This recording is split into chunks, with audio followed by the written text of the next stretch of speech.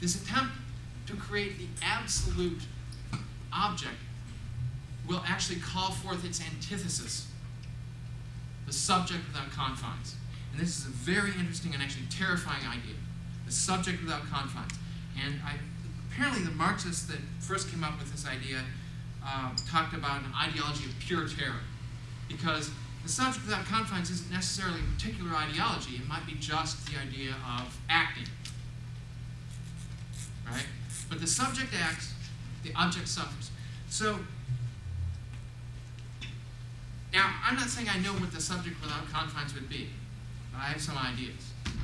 But at the end of the essay, Dugin says, and maybe this limitless absolute subject will carry out the last act of the eschatological drama. And eschatology is last things. So in other words, the last act in history, the end of the world, will be the result of the action of the subject without confines. Now,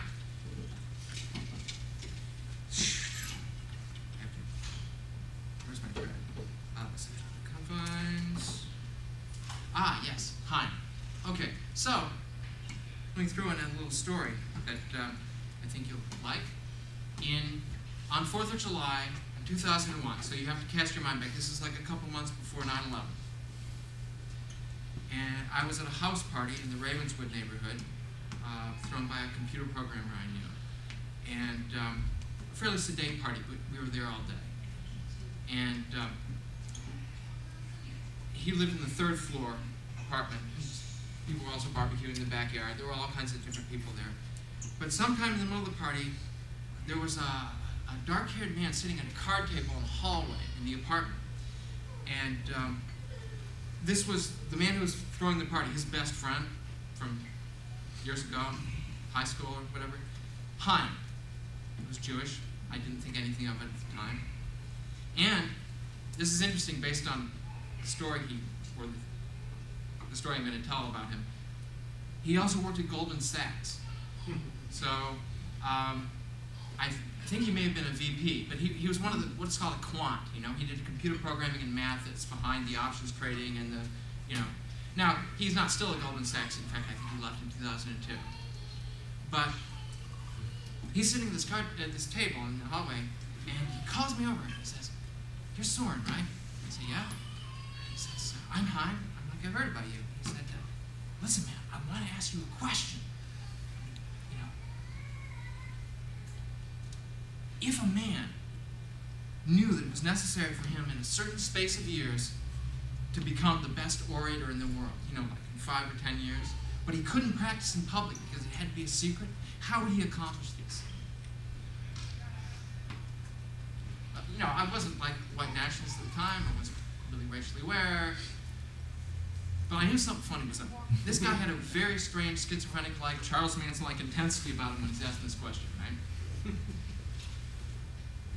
So I said, "Well, you're talking about becoming the Antichrist, right? You're talking about being the Antichrist? Is that, yeah." He said, "Yeah, well, yeah." And I said, "Well, how do you know you're the right guy, you know?" And he said, "Oh, no, you misunderstand. So people misunderstand this whole thing about the Antichrist. It's not like the Omen where someone's born and they get to be the Antichrist, because that's the way it's destined to be. It's like a competition. It's like you have to run for it." Well, you know, I don't know about that, but later I realized, well, this is very interesting. Here's someone who's actually in the seat of financial power in our system. He's Jewish, and he's like accosting people at parties and asking them how he can become the Antichrist. It's very interesting, you know, because, you know, we're told that we're mentally ill, that we're strange, that we look like Charles Manson. Well, people tell me that. But anyway, I don't know what to make of the Antichrist exactly as a figure in history. It doesn't really take up much of my thinking. But this subject without confines might be related. And what I want to say is, you know, maybe it's not destined that the subject without confines will commit the last act in history. Maybe it's not destined that it's going to be this person or that. Maybe the future's open, and maybe we're free to act. Maybe it actually matters what we do. Yes? Yeah, I got a question and comment. First of all, do you think Hegel was a conscious change agent with this thesis, antithesis philosophy, or was it just picked up by others and exploited? Well, I'm only familiar with Hegel's ideas, I mean, mostly through Nietzsche and Andrei Koyev, and I can't really answer that. Okay. I don't really have a position on Hegel, except that I'm going to read Hegel as soon as I finish reading Heidegger, and vice versa. I have this quote for you. Owners of capital will stimulate the working class to buy more and more expensive goods, houses, and technology, pushing them to take more and more expensive credit until their debt becomes unbearable. The unpaid debt will lead to the bankruptcy of banks, which will have to be nationalized, and the state will have to take the road which eventually will lead to communism. Karl Marx. I'm not surprised. What year was that? I don't know how that's Karl relevant. Marx. I'm not sure how that's relevant to what Well, I'm saying. But, well, you it's know, the dialectic. Is this the end of the dialectic, or is there a future beyond communism? So, again, I don't have time to get into all of my thinking, and I also know that, well, are you bored and alienated? Yeah. No. Does this make any sense? The subject without confines. In other words, we're going to live through, well, we're not going to live through, but we're going to start to live through a series of events which amount to the collapse of the Tower of Babel. Mm-hmm. And I don't know if you remember this, if anybody remembers this, but right after 9/11, a couple days afterwards, there was a rumor that there had been a cop or a couple cops or a couple firemen about near the top or on the roof of one of the towers, and somehow they'd survived falling all the way down to the building. Now, this wasn't true. Apparently there were some people, but they were in another building or something. But did anybody hear that rumor? Anyway, it just goes to show, people want to think their way through the collapse. People want to think their way through death. When they imagine situations, they always imagine themselves living through it.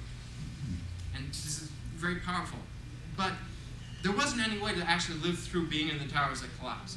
And we don't know that there will be any way to live through the collapse of the Tower of Babel, or the death of Leviathan, as I used to call it, when Leviathan begins to eat itself because it can't keep growing. We don't actually know. I really think we don't.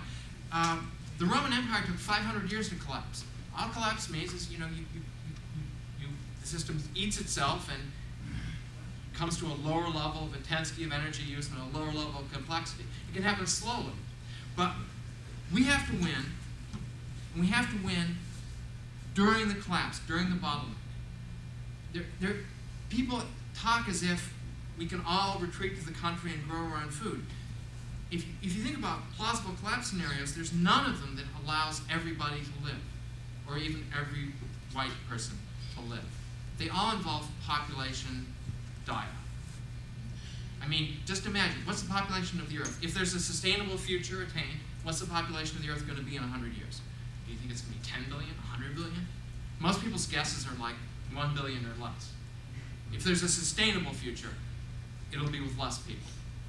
Well, how do we get there? From more people to less people.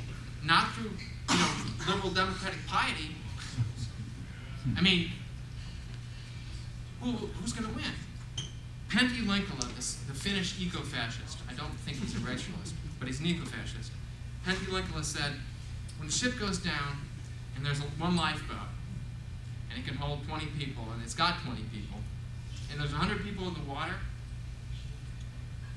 then the people in the lifeboat who extend their hands to the people in the water to try to bring them in, know that they'll swamp the lifeboat, those people are the haters of life. The lovers of life are those people that are willing to take the ship's axe and hack at the hands on the gunnels. Okay? Billions will die. We will win. Yes.